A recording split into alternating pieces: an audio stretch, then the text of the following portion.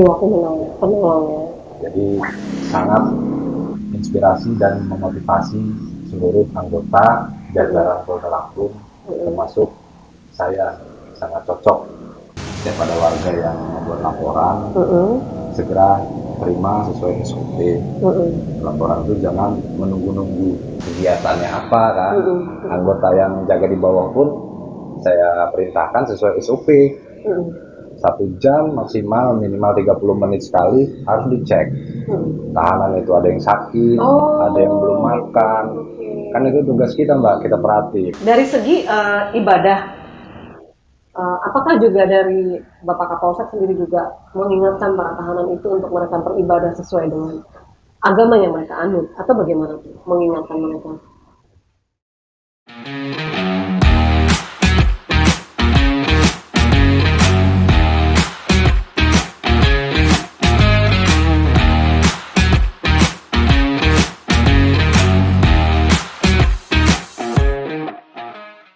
Assalamualaikum warahmatullahi wabarakatuh. Tadi pun pemirsa, kita berjumpa lagi dalam Rilis Corner untuk episode kali ini. Saya izin buka masker ya pemirsa.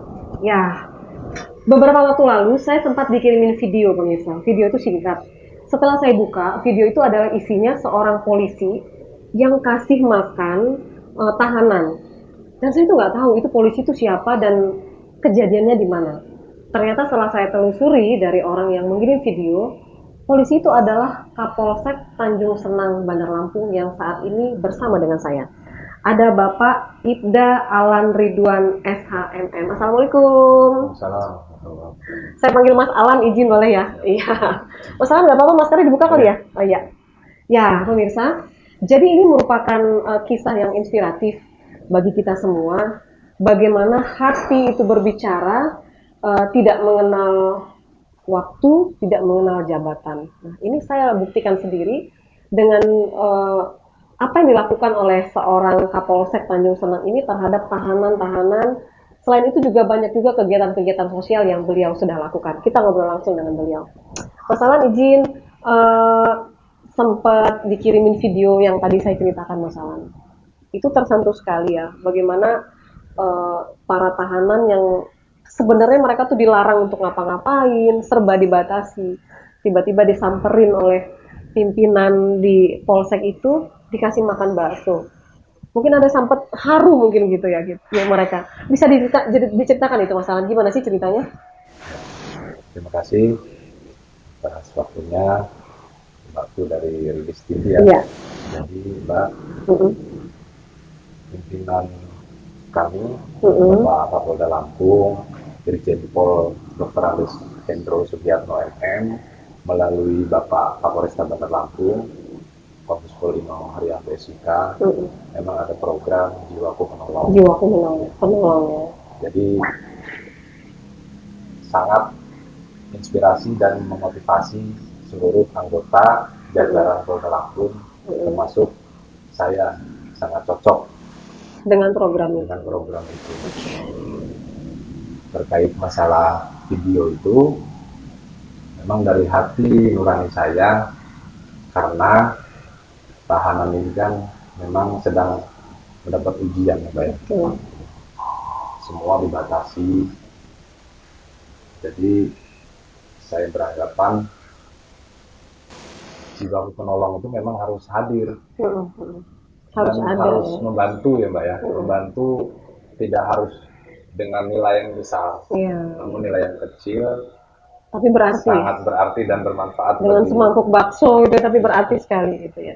Tapi kalau boleh merunut riwayat perjalanan dari Mas Alan, apakah juga pernah mengalami sesuatu yang sangat menggugah gitu ya, sampai akhirnya muncul itu? Kalau kita tahu namanya polisi itu, apalagi waktu masih jiwa-jiwa muda itu ya, itu kayaknya jauh dari yang seperti itu. Apakah pernah mengalami sesuatu yang membuat kita jadi ingin berhijrah, atau bagaimana? Kira-kira bisa diceritain Mas? Jadi dulu awal pertama kali saya dinas tahun 2007 di Polresta Bandar Lampung, masih Poltantes ya Mbak. Saya di bagian unit Intelkam. Lalu saya pindah ke Polsek Mojokerto Utara di bagian Reskrim. Dan di situ saya mendapat ujian. Mungkin dulu saya ibadahnya kurang aktif ya Mbak ya. Jadi Apa saya tuh mendapat ujiannya? ujian, saya dulu sempat salah melakukan penangkapan. Oh, oke. Itu kasus surat gitu. Tapi alhamdulillah dengan ujian itu saya sempat dipindahkan tugas ke Lampung Barat ya, ujungnya Lampung ya. Iya, iya. Berapa lama tuh? Kurang lebih 3 tahun. 3 tahun. Lama juga ya? Di sana alhamdulillah saya mendapat hikmah karena pelajaran yang sangat berarti. Jadi saya langsung hijrah, berbenah diri, dan saya berupaya membantu teman, keluarga, dan sesuai tupoksi kita ya Mbak ya. Seluruh warga yang membutuhkan bantuan Polri. Dan alhamdulillah juga manfaatnya sangat luar biasa Mbak. Setelah saya membantu dengan ikhlas, saya juga banyak yang bantu Mbak. Ya, pasti ada timbal baliknya ya. Terus gini Mas Alan, saat kita ngobrol sekarang ini, Mas Alan sudah berapa lama tugas di Polsek Tanjung Senang? Di Polsek Tanjung Senang saya mendapat amanah kurang lebih baru 3 bulan. 3 bulan, per hari ini ya. Terus hal apa yang dibenahi oleh Mas Alan untuk di sini? Selain yang tadi itu kepedulian terhadap tahanan yang mungkin belum pernah dilakukan oleh pimpinan-pimpinan sebelumnya gitu ya. Itu apa Mas yang dilakukan dari sisi apa tuh namanya jiwa penolong itu tadi? Jadi prinsip saya jabatan kan amanah, tidak mungkin selamanya kan. Ada waktunya ya. Selama saya mendapat amanah di sini, ya saya bersama anggota di Polsek Tanjung Senang ini sama-sama memperbaiki pelayanan. Pelayanan yang di dalam, ya saya sedikit-sedikit membangunlah Polsek yang tadinya peralatan seperti komputer kurang, alhamdulillah pelan-pelan kita lengkapi. Karena memang di Bandar Lampung ini luar biasa tingkat kriminalitasnya. Luar biasa ya? Ya, alhamdulillah, tapi pelan-pelan kita bersinergi dengan Forkopincam ya Mbak ya. Anggota juga bareng-bareng selalu saya ingatkan setiap ada warga yang membuat laporan segera terima sesuai SOP. Laporan itu jangan menunggu-nunggu. Ya, pemirsa yang menarik, ini kami sedang berbincang di ruangan Kapolsek. Anda bisa lihat di situ ada CCTV. Jadi CCTV ini salah satu fokusnya juga adalah ke ruang tahanan. Kebayang nggak sih pemirsa, kita lihat apa yang dilakukan oleh tahanan, mereka tidur, mereka apa, itu sangat menyentuh hati sebetulnya. Mas Alan setiap saat bisa lihat itu dong ya? Betul. Apa yang ada di hati ketika melihat tahanan yang tergeletak dengan tidak ada daya upaya? Sebenarnya saya sedih juga Mbak. Tapi mereka ini kan yang saya katakan tadi sedang mendapat ujian ya. Jadi selain saya kontrol dari ruangan, CCTV di depan, saya bisa tahu kegiatannya apa kan. Anggota yang jaga di bawah pun saya perintahkan sesuai SOP.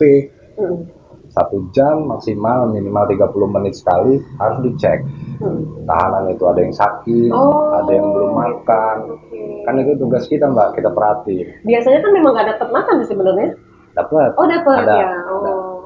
Dapat ya. Namun ya namanya di dalam kan mereka pasti pengen juga merasakan makanan yang nikmat. Bakso sekali nasi padang gitu ya.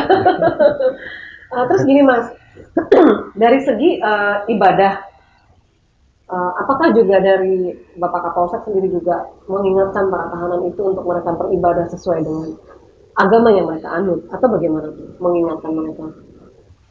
Untuk kegiatan ibadah kerohanian, alhamdulillah setiap hari Jumat pagi saya beserta anggota dan tokoh agama di Kecamatan Tanjung Senang kita melaksanakan pembacaan surat Yasin dan doa bersama di setiap Jumat pagi. Setiap Jumat pagi. Di musola ya? Ya, dilanjutkan dengan taklim di ruang tahanan. Oh, di ruang tahanan? Ya. Oh, gitu. Ya. Dari luar aja.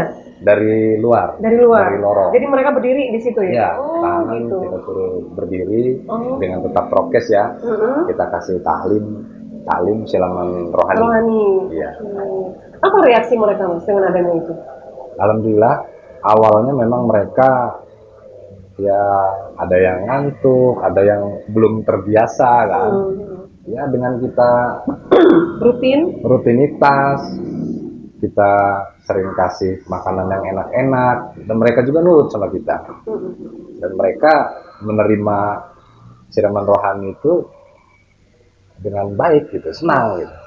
Kalau secara pribadi ketika berhadapan sama para tahanan ini, yang Mas Alan sampaikan, Mas Alan tegaskan kepada mereka itu apa untuk lanjutan hidup mereka ke depan? Saya bersama anggota selalu tidak bosan-bosan mengingatkan. Kerjakan kewajibannya yaitu yang muslim sholat 5 waktu, yang non muslim ya menyesuaikan. Karena saya bersama anggota selalu memberi motivasi bahwa mudah-mudahan dengan adanya ujian ini ke depan bisa lebih baik ya mereka. Harusnya mereka kapok gitu ya. Nah, mudah-mudahan. Tapi bagaimana dengan mereka yang justru keluar dari penjara malah makin jadi? Sebenarnya apa yang salah di situ? Ya, mudah-mudahan Mbak. Mudah-mudahan dengan adanya kegiatan agama yang rutin, terus kita perhatikan mereka, kita jadikan mereka keluarga ya. Ya mudah-mudahan mereka bisa lebih baik ya, merubah gitu. Oke. Mas Alan 1 menit terakhir dalam kapasitas Mas Alan sebagai pimpinan di sini di Polsek Tanjung Seneng, juga sebagai seorang polisi terkait dengan kegiatan sosial yang terus dilakukan, sebenarnya lebih ke pribadi gitu ya. Apa harapan Mas Alan ke depan untuk kehidupan Mas Alan sendiri, juga untuk karir Mas Alan? Seperti apa? Saya Mbak yakin dengan prinsip. Kalau memang kita mengejar akhirat ya, dunia insya Allah akan itu. Itu prinsip saya dari dulu. Apakah nanti kalau nanti karirnya udah makin melejit, ini akan terus dibawa? Insya Allah. Insya Allah. Mudah-mudahan selalu amanah ya Mas ya. Amin. Terima kasih Mas Alan, terima kasih bincang-bincangnya. Mudah-mudahan ini bisa menginspirasi siapapun yang sedang menyimak talk show kita pada kali ini, dan bisa menginspirasi, bisa diikuti oleh yang lain. Tidak hanya polisi, tapi siapapun gitu kan. Jadi ini bukan pencitraan yang pasti kan. Mas Alan terima kasih loh. Waktunya terima kasih, sehat dan sukses selalu Mas.